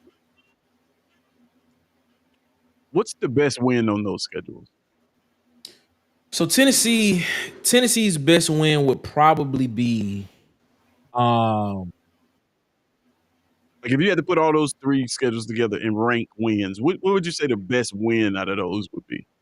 So Tennessee's best win would probably be that Mississippi State win. Would probably be their best. On the road, coming back from 14 down.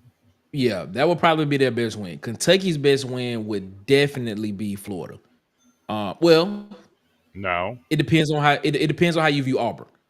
Like some people may not view Auburn the way that I view Auburn. You get what I'm saying? Right. So it really depends on how you view Auburn, in that situation. So some the case let me against write- Florida in that situation is they had 18 players on their injury list and didn't have a coach. Auburn has to be the best win because they still had a coach. Okay. They didn't have Okay. 18 players on the injury list, and it was on the road. Okay. All right. I give you we that. So saying Auburn for- would be their best win. So for Tennessee, we saying Mississippi State, right? I'm just writing this down real quick. Mississippi State, and then we're saying, what do we say? Missouri is where we're at. Missouri's best win would probably be Auburn as well, in my opinion. It would be Auburn. Auburn, and I would Send say the Auburn Auburn team. is the best win. And But you I got would also and throw- you have. Oh, yeah, Who'd I you would throw in also there? Who'd you throw throw in there? I would also throw South Carolina in there, who just took Texas A&M to the wire. South Carolina. Here is why I would not throw South Carolina in that game. They went to Auburn on the road, and Auburn was up 17-10 in the fourth quarter. Missouri came back, scored, tied the game, went into overtime, and then won the game in overtime. So that's why I would probably say Auburn would probably be their best win on this schedule. I love this. So we got Mississippi State, Auburn, South Carolina, and then let's look at Tennessee's schedule. What would we say the best win on this schedule? Mississippi State. Mississippi State. Would be we did that easily one as already. Yeah. Kentucky is who we're looking for. Auburn would be their best win. Auburn would be the best win, right? Yeah. And that's two teams that have Auburn. That's their best win, right? Okay. All right. So the reason why I did that is I want to go back and look at our rankings. All right. So we just looked at number 7, number 9, and number 10. And we're saying that the best wins out of those teams are 3 teams that aren't currently in the top 10. Yep, it's true. That's wild. So why is Texas not ahead of all of them? That's a fair point. It's a great point. Because so what is Texas's best win? Oklahoma? I would say so. Who would be the number 4 team in the cut? Who would be number 4 team on this list? Yeah.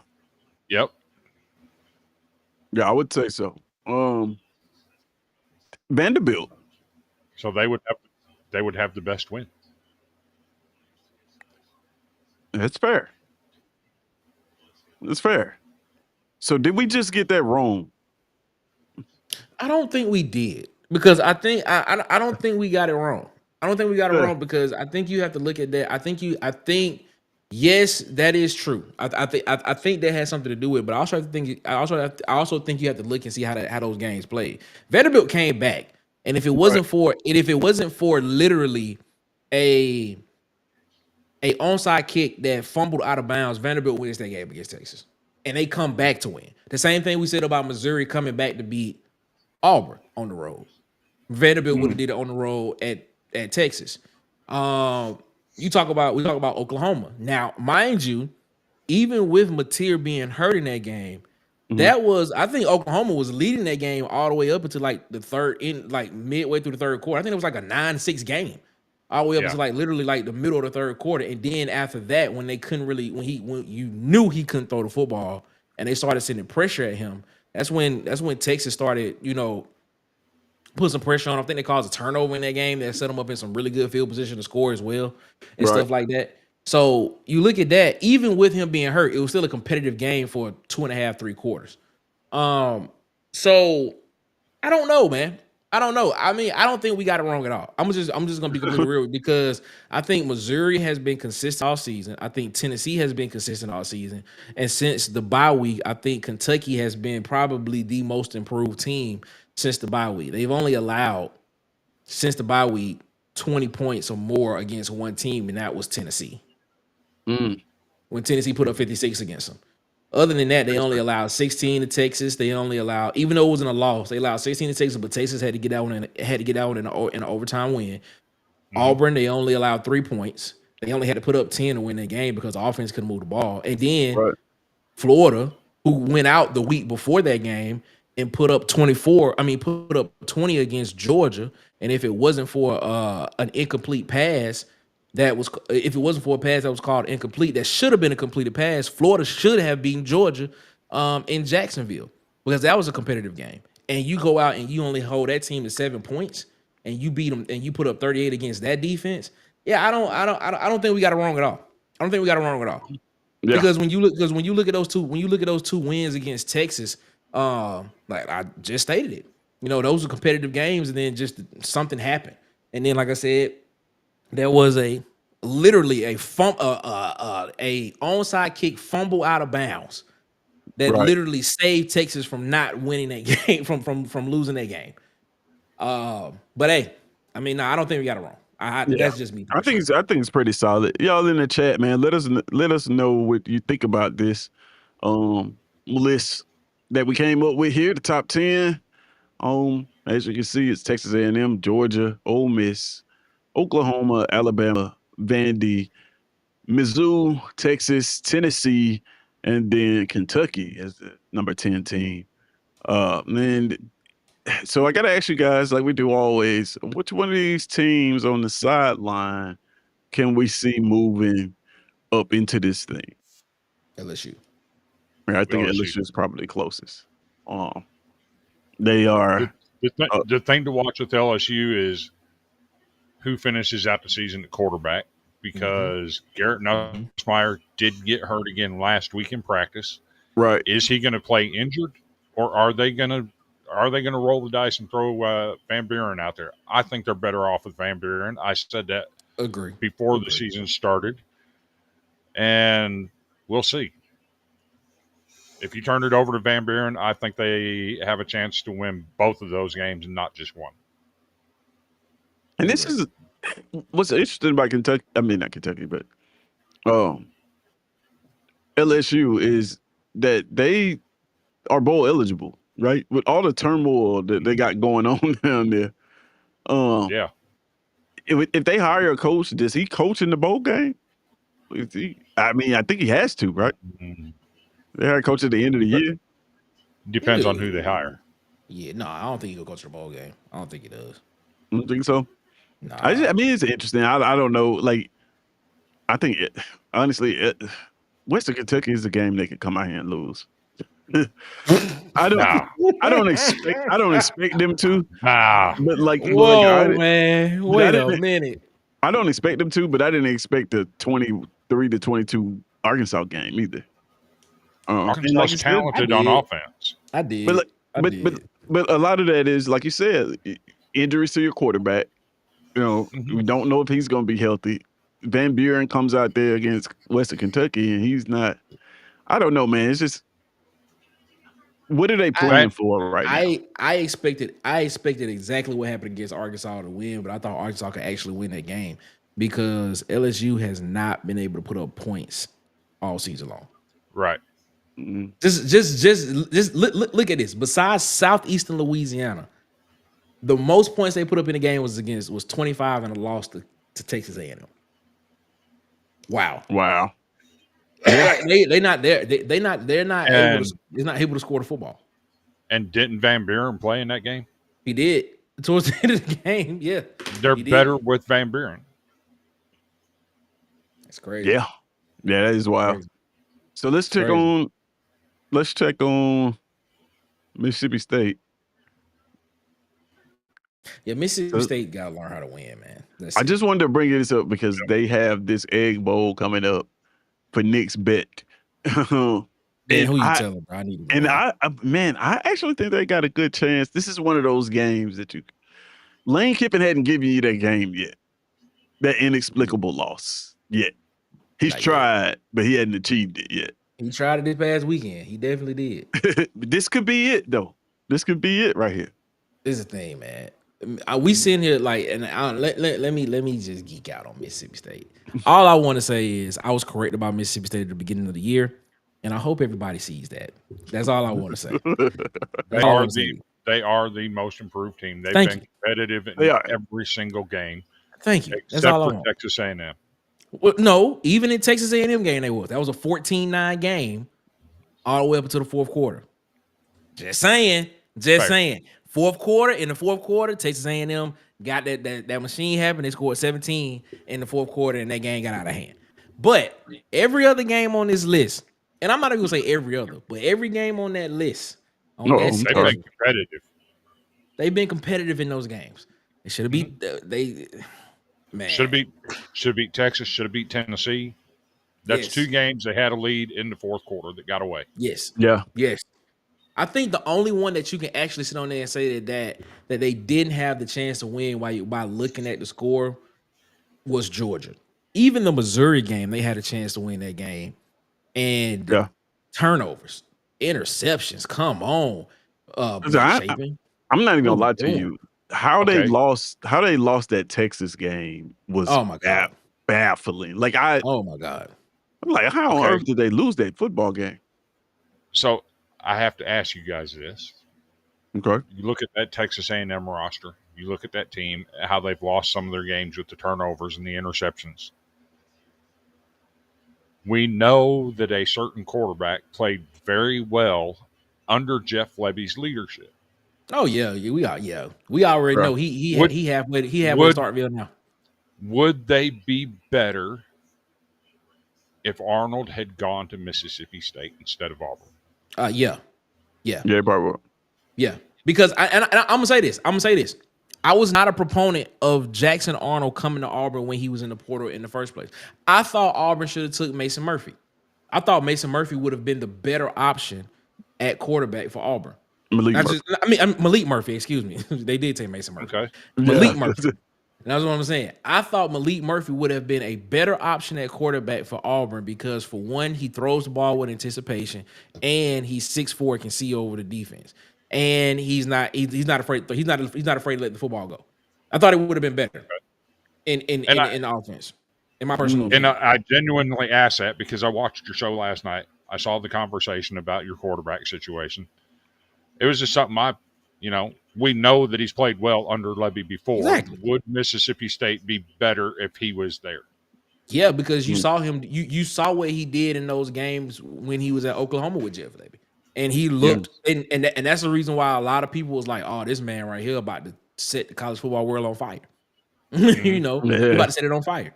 And then you see what happens when you get underneath a OC that doesn't know what to do with you. You get benched at Oklahoma, and then granted, you had offensive line problems because the offensive line was hurt. You had wide receivers that were hurt. I don't think he played with the same set of wide receivers all year at Oklahoma in that one season. He got benched, and then you get to Auburn, and now I'm just put it like this: we knew this was going on before the season started. Just couldn't say anything, but you knew the incompetence of what the play calling was with the guy that's no longer there now. Right. You know what it was. Now he's gone, and you see what the offense looks like. You know what I'm saying? Yes. But I sit here and I say, I still thought that Malik Murphy would have been the better option for Auburn at quarterback because he's bigger than Ashton Daniels, and I think he has a stronger arm than Ashton Daniels, and he does the exact same thing that he throws with anticipation, in my opinion. I thought he would have been better. So why did Kentucky pass on Malik Murphy? It's still baffling to me.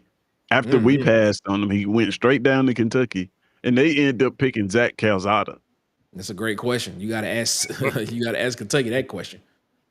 Yeah, like it leads me to believe that there's maybe some underlying injury issues there or something. Like it's got to be something.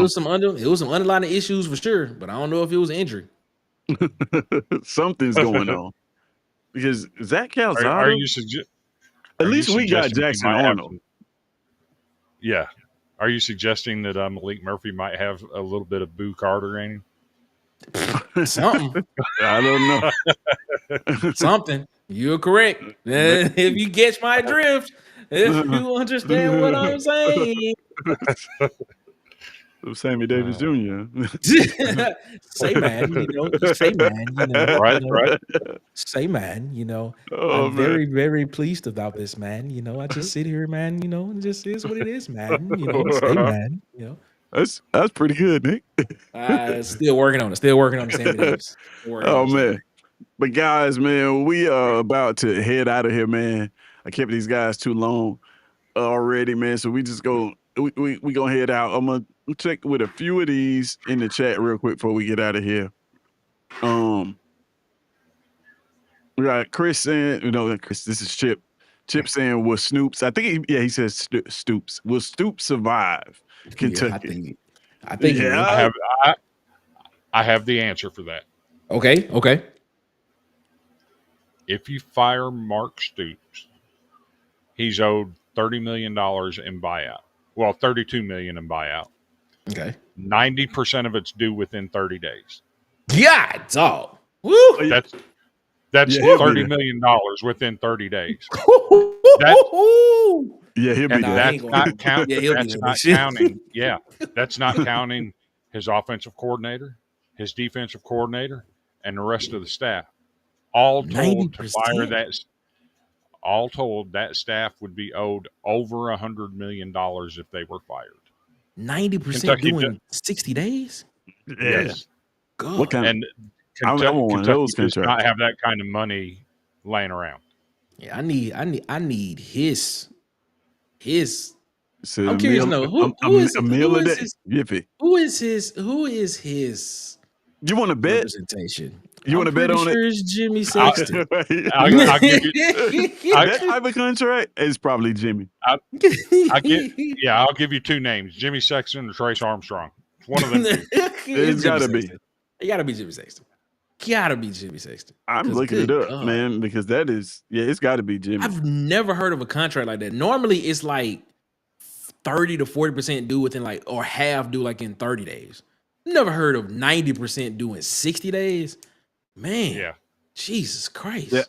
Yeah, it's Jimmy Sexton of CAA. Shout out to Jimmy Sexton, the most powerful man in college football. Yeah, there was a conspiracy I read. Yeah. There's a conspiracy I read about CAA. Really? There's a conspiracy about CAA? Yeah, I can't remember what it was. Oh, I know what it was. Never mind. Okay, all right.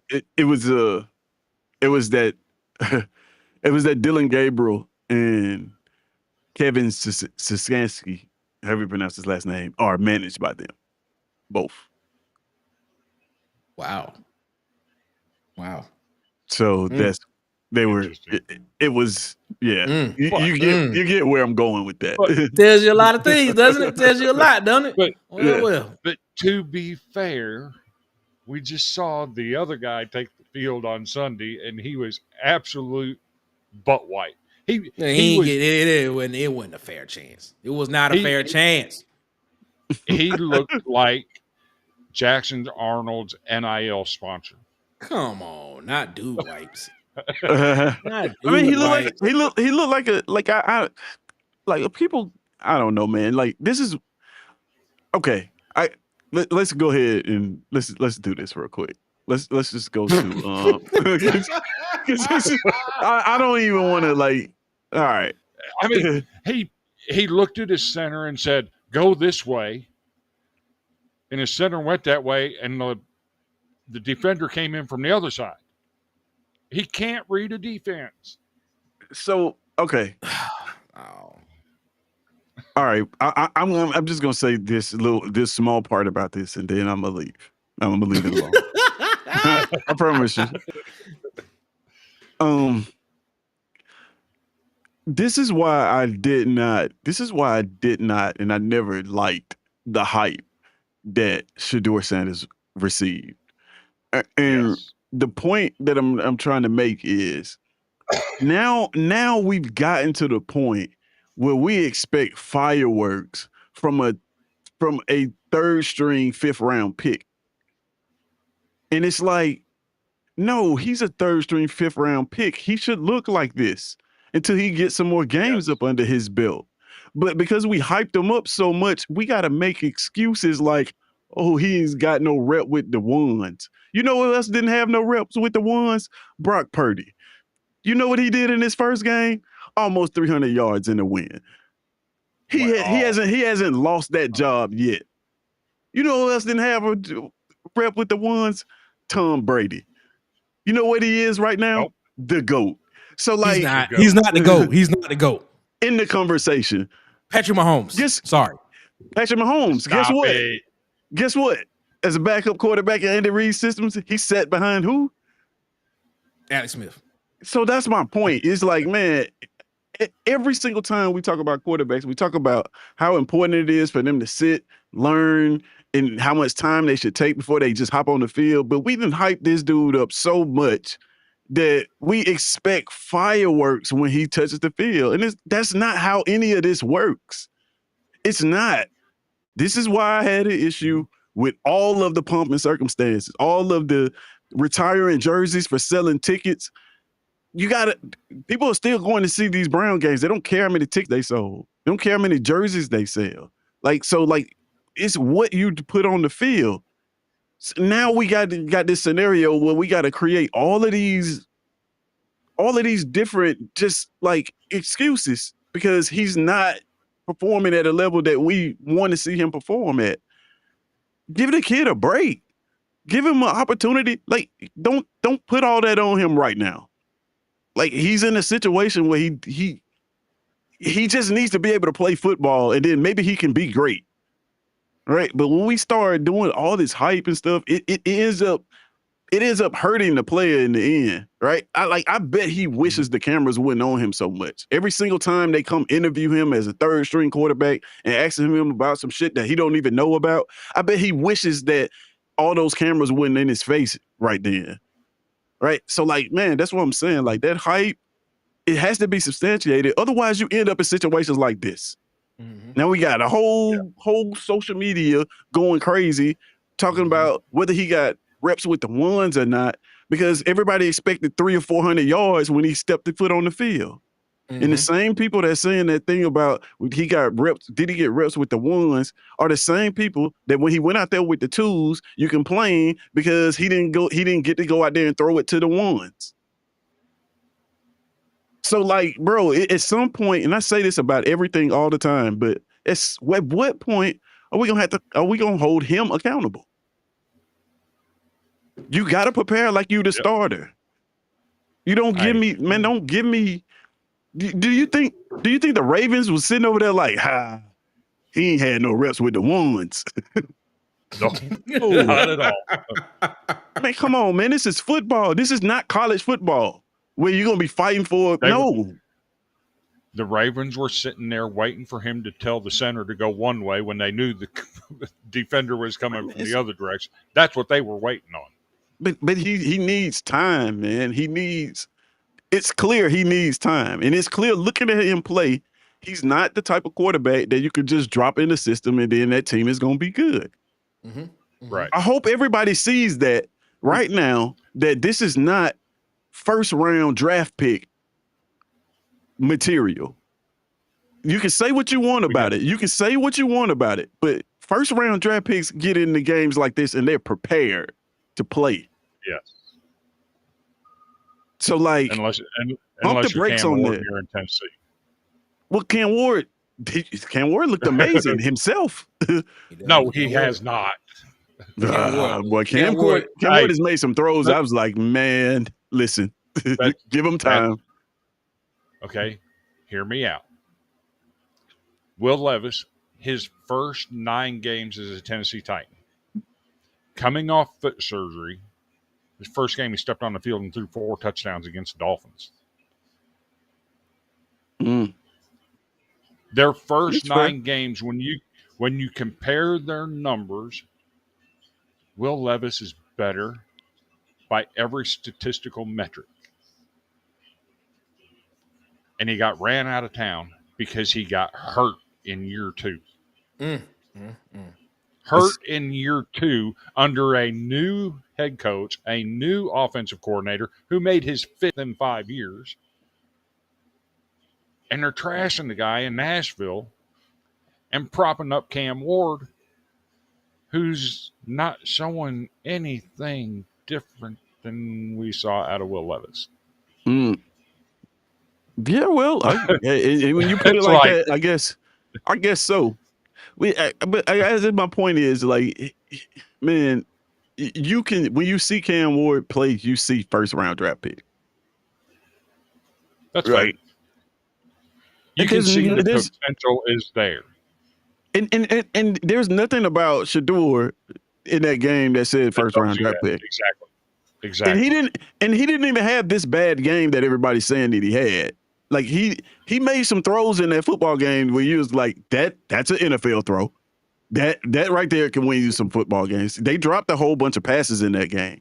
So that's why, like, it's not all him. This is a bad team. It's a bad situation. This is the worst team that handles quarterbacks in the NFL, right? They have the history of bad quarterback handling quarterbacks the wrong way. Like, he is in a dumpster fire right now. And, and we want to sit and it's just like make these excuses. It's like, no, man, like, this is a bad team. He was never going to come in here and throw for 300-400 yards and light the world up. So let's just call it what it is. Like, this is a bad team. He's not performing well, and that's it. Quit all the extra narrative with, oh, well, he ain't got the opportunity to play with the ones yet. So, and quarterbacks go out there and ball out without playing with the ones all the time. You gotta go listen to Chase Daniel. Chase did a remarkable breakdown of this, of just like how often it just doesn't happen. Like, this is the NFL, man. We're not fighting for positions. You know what I mean? You don't have a scholarship player that's on the way out. Right. No, bro. It's a starting quarterback, and you prepare like you a starter. That's on you. You're a professional.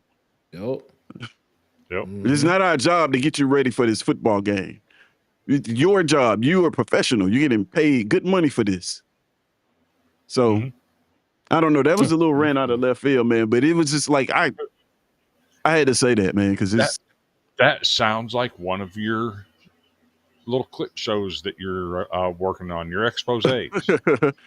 I don't know. I don't know if I want to do that. I don't know if I want to waste that much time and energy into that subject, because it's just like, just let the dude play football. I just like, let the dude play football, bro. Why does he have to be just a Pro Bowler all of a sudden? Like, why do we put them expectations on him? So it started a long time ago. Like I said, when he was in college. Yeah, when you start retiring jerseys because of tickets sold and stuff like that, it's like, bro, the fans started to expect it, because you have a whole bunch of fans that are looking at that football game and thinking in their head, that really thinking that he's just getting shafted. And it's like, no, you could put any quarterback in that position with the Browns and they be getting the same treatment. Like, it'll look the same way. Like, this is the Browns we talk about. Like, I don't know, man. I don't know. I don't know. I know that wasn't in the cards, so we'll go ahead and get up out of here. I'm sorry. I just had to get that one off, though. But it's all good. All right, get it out. Gotta get off your chest. Gotta get off your chest.